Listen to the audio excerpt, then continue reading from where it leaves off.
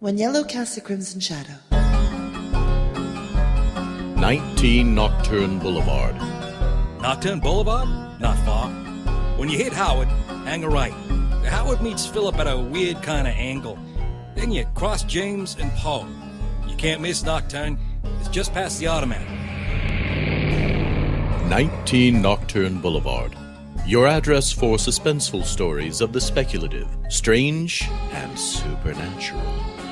Tonight's story is When Yellow Casts a Crimson Shadow. Warning. This episode contains extreme violence. Please listen responsibly.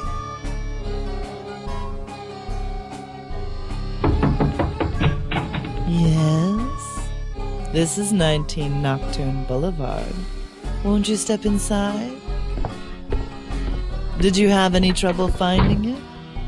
What do you mean, what kind of a place is it? Why, it's a psychiatrist's office. Can't you tell?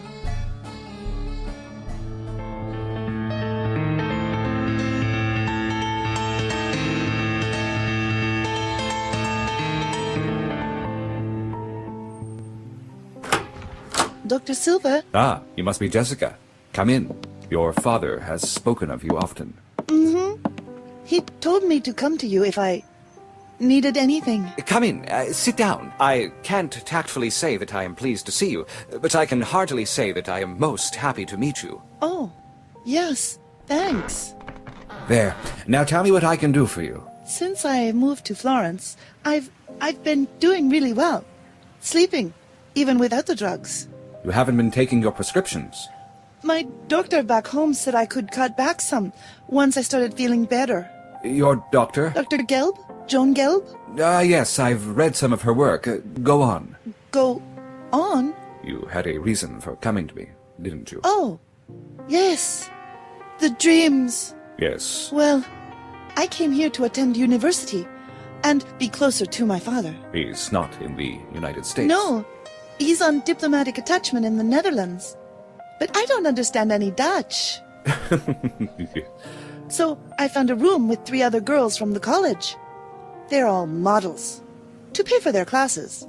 Well, except Dana. She just models for fun. Sorry. That's probably not important.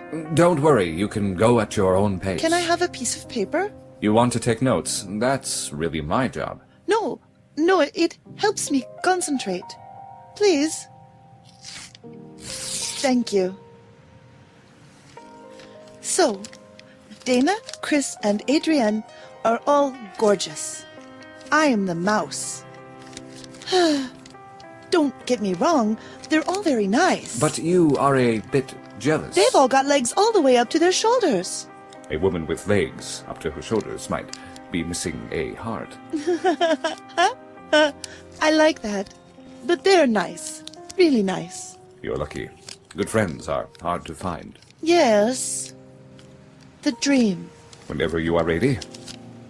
You're going to think I'm horrible. Nonsense. Dreams are primarily symbolic, and everyone dreams about things they are embarrassed by. I promise I won't judge you. In the dream, I come home. Our apartment is on the top floor, so I walk up and up the endless stairs. It's the type that goes round and round an open space. You know, where you can look all the way down to the ground floor. As long as you don't have to worry about vertigo. And the door was, hello, open. I pushed it the rest of the way and went in. And everything was red. Red on the walls. I could not understand. All I could think was, did we repaint? Yes. And then I looked up and saw the light fixture. It was red too. Red and dripping. Slowly. Dripping. Is that when you woke? No. Can I have another piece of paper? I'll trade you. A crane. Very nice. It was part of my therapy. Still, very nice. Thanks. I went into the next room. Out of the foyer into the frying pan. You must think I'm awful, to be able to joke at a time like this. No, humor is a very common way to deal with painful circumstances. Don't concern yourself with what I think. Adrienne was in the sitting room.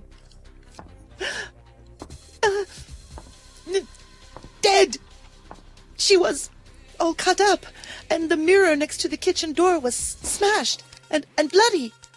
I could see my reflection in the shards, sticking out of her eyes. Was that where the dream ended? Yes, just that. Just seeing her dead. I'd like to venture an interpretation of this dream that might help you come to terms with it. Yes? It's a manifestation of a deep-seated jealousy. I'm not jealous. It's normal, don't worry. She's a beautiful model and you want to see yourself in her eyes as she appears to yours. Really? But it was so bloody. Symbolism. Red is the color of jealousy and passion, nothing more.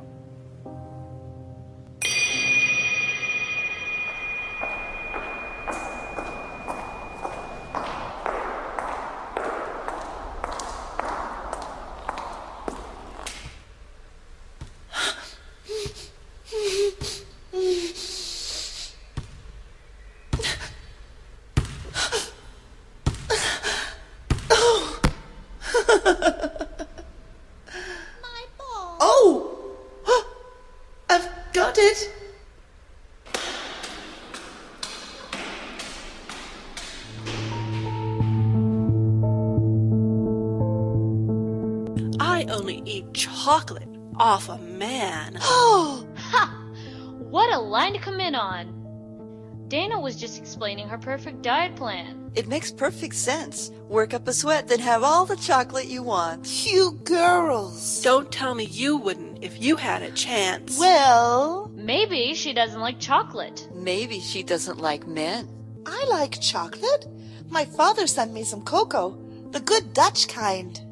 I'm surprised you like men anymore, Adrienne, after all that bastard Alberto put you through. Don't get me started. You should really be allowed to shoot men when you're through with them. I'd have a trail of bodies stretching to the sunset. Are there any more of those apples? Catch. What do we do when we run out of men? Not all men, just the ones who want to track you down and torment you. He didn't. Again? What? You should tell her. It makes me sound like such a victim.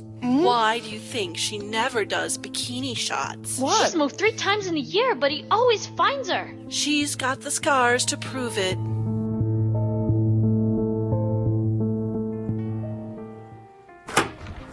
It happened again. Calm down, Jessica. I'm so sorry to burst in here like this, Sit down. but I cannot concentrate on anything today. Here, now sit. Thank you. Are you sure it's all right? I've got plenty of paper. No, I mean... Oh, thank you. I feel like such a fool. It obviously upset you. Sharing will make you feel better. Had another dream? No, that's the weird part. It was the same dream. The same. Well, it started the same, going up the stairs, and the blood on the light, And? and Adrienne. It was all the same, except the ending. How did it end, then? It didn't. I mean, it went on from where I woke up before. I was staring at myself in the mirror shards, but then I realized that was not me. Not Jessica, not me, not this time. That was different. Who was in the reflection? I think it was the killer. Well, be as specific as you want. You won't shock me. You can give me every detail. I could smell the blood. It's everywhere. That's a very distinctive smell. Yes. It was Dana's room. And she was sleeping. So, this was nighttime. I don't know.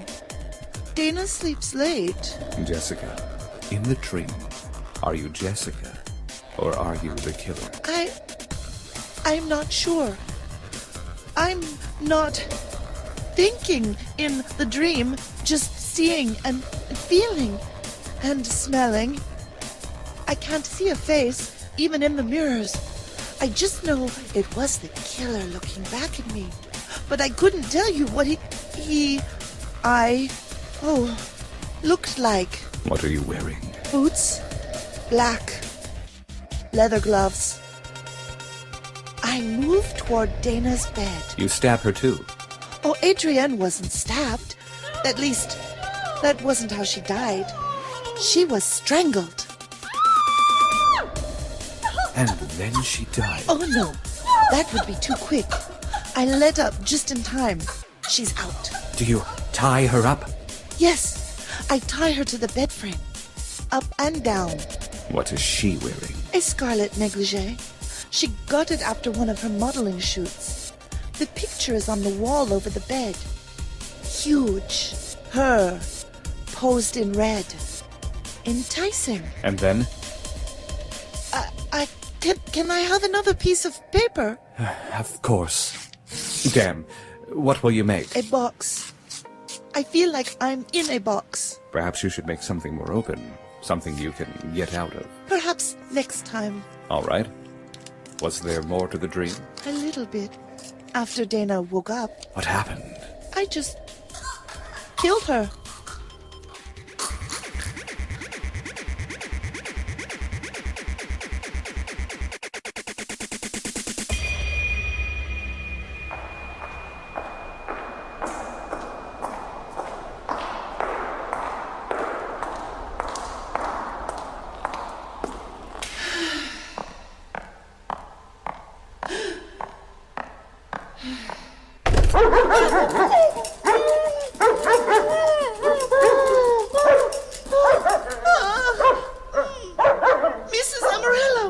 Mrs. Amarillo, please!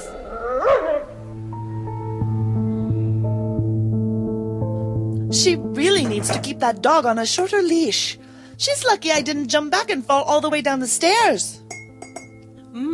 Coffee? Cocoa.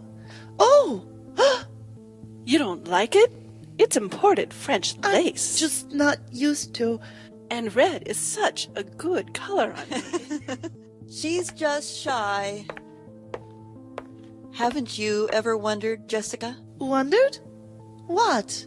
what it would be like with a woman? Oh, no. I don't even know anyone who does. Anyone who you know does anyway. I guess. Oh, God! What's wrong? Sit down. Coco? Thanks. What happened? On the street! A gun! It was so loud! Someone was shot? I'm phoning the police. Give her a minute. She's nearly hysterical. No, call them! The sooner I tell, the sooner he'll be caught. Did you see the guy? Uh-huh.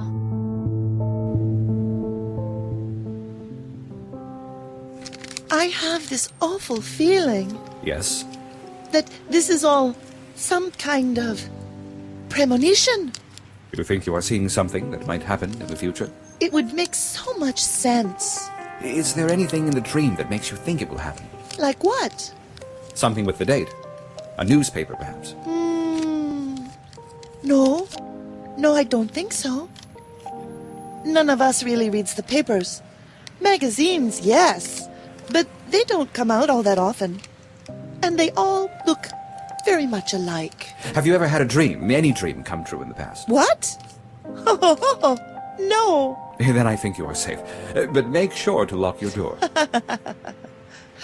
So, the dream came back, Yes. and it was... Longer. So once again, you saw your first two friends strangled and tortured and... mutilated. Yes. And then what about your third friend? What was her name? Chris. Chris was in the hall. She must have heard the commotion with Dana. Dana? What? I feel like the killer was... Oh, God! surprised. Like he did not expect her to be there. Why do you say that? I don't know. Just that I had to chase her down. Be specific. I came out of Dana's bedroom. Dana? What? Oh, God! I hesitate, stunned, just long enough for her to run back into her room. No. There's such a No.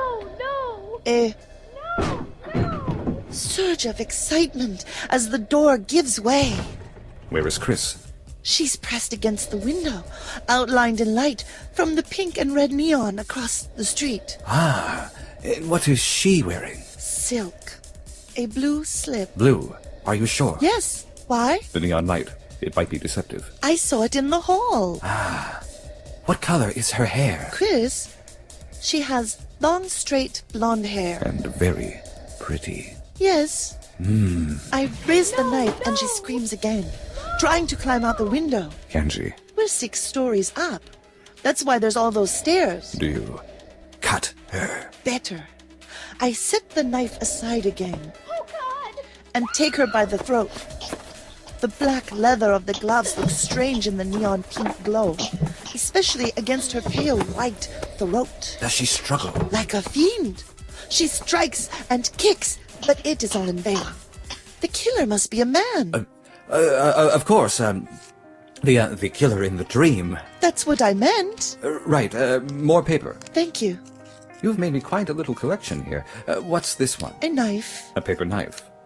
And this? A shrew. No more cranes. Cranes are peaceful.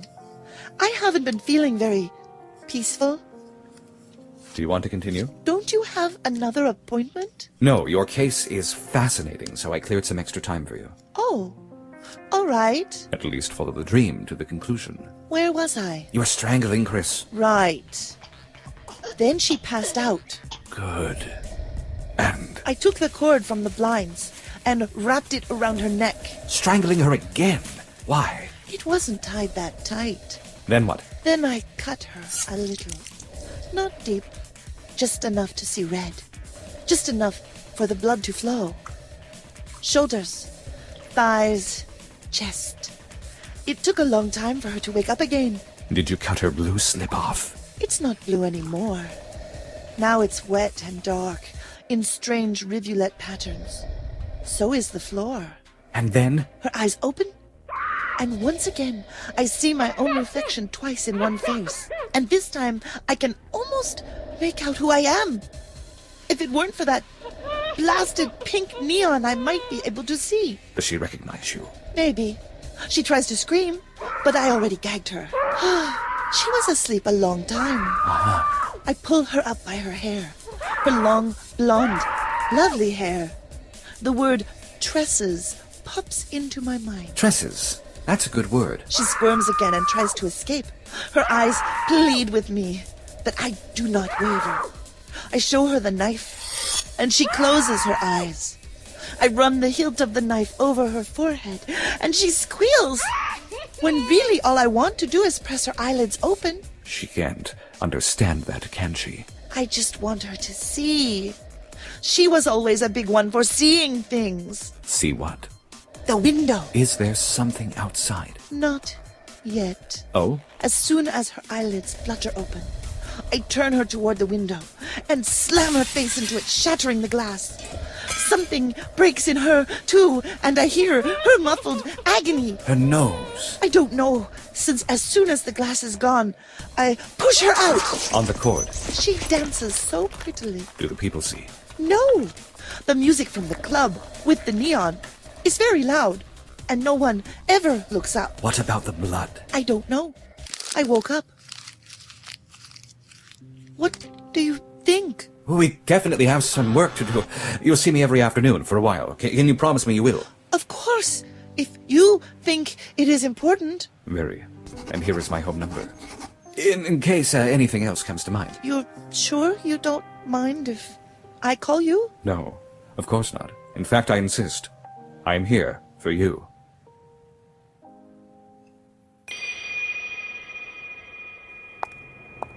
Jesus is, lo, I stand at the door and knock.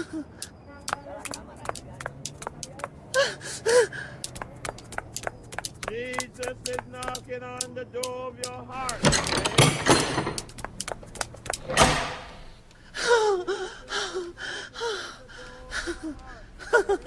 Scotomophobia. Daddy, you startled me. The fear of going blind. Huh? Me? I saw you run from the white stick. And I don't know a word for fear of a blind man.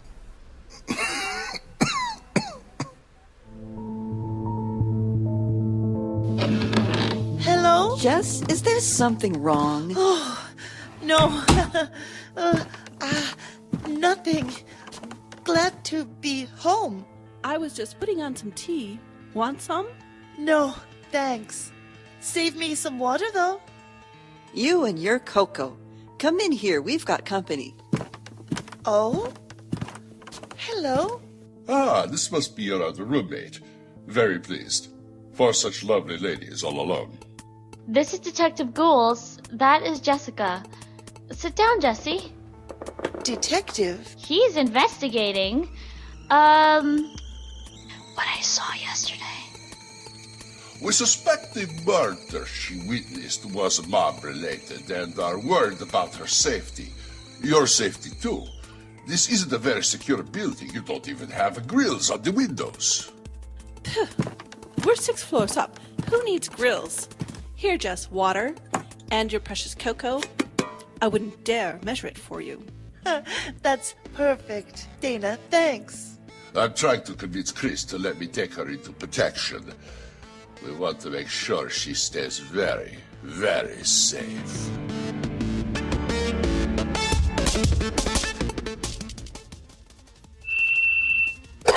Hello?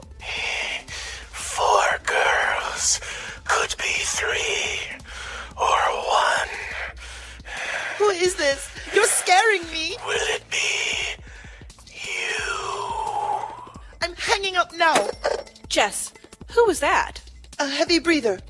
You know the type. I didn't even hear the phone ring. Oh, I must have picked it up just as it was starting. Who did you think it was? Oh, Michel, my brother. He's been asking for money again. What's wrong this time?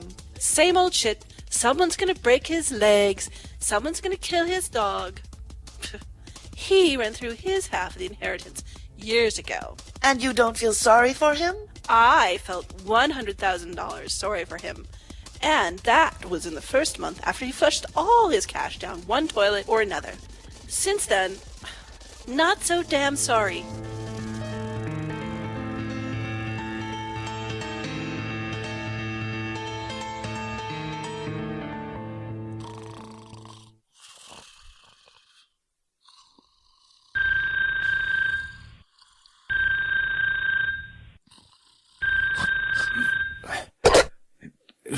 Hello?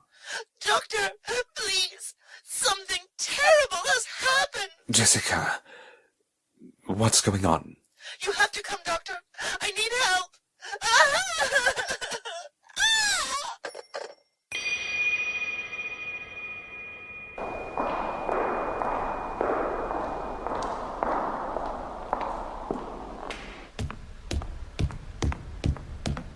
601, 602.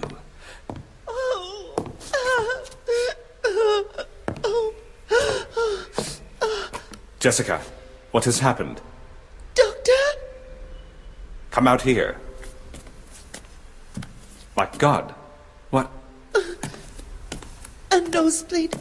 I get them sometimes. With the dreams. Oh, Why are you out here? I didn't want to wake anyone. They're your friends. They'll understand. Let's go inside. Maybe have some of your famous cocoa. That would be nice. Invite me in. You're invited. What?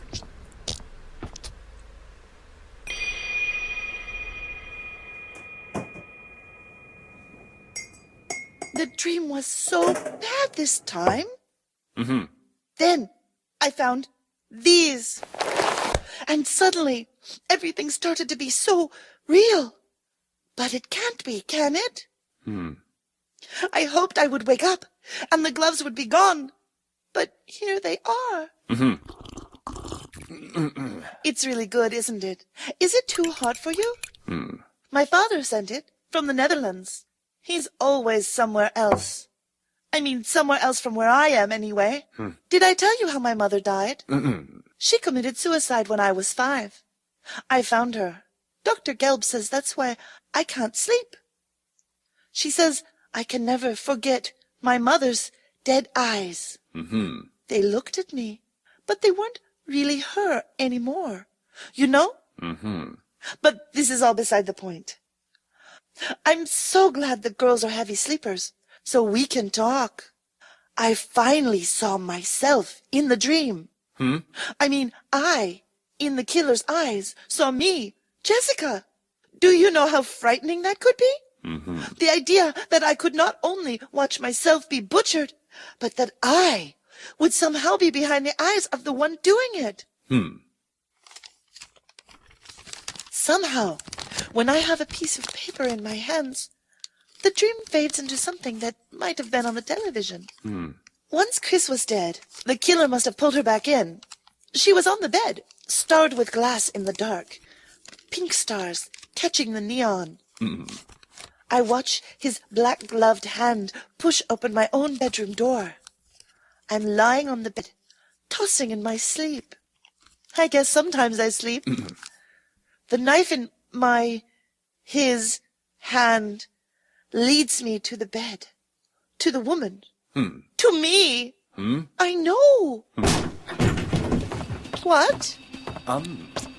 Oh my God. Chris, did you call for the police? You should have knocked. What the hell? What the hell? Is all that blood? What? Oh, the nosebleed. Sorry, I should have changed into something fresh. Watch where you step. Would you like some cocoa?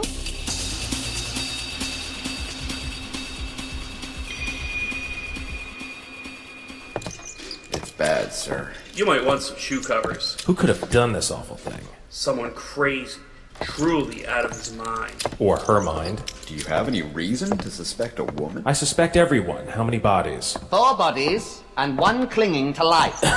And the smell? Rotting flesh. Been lying here several days, if I don't miss my guess.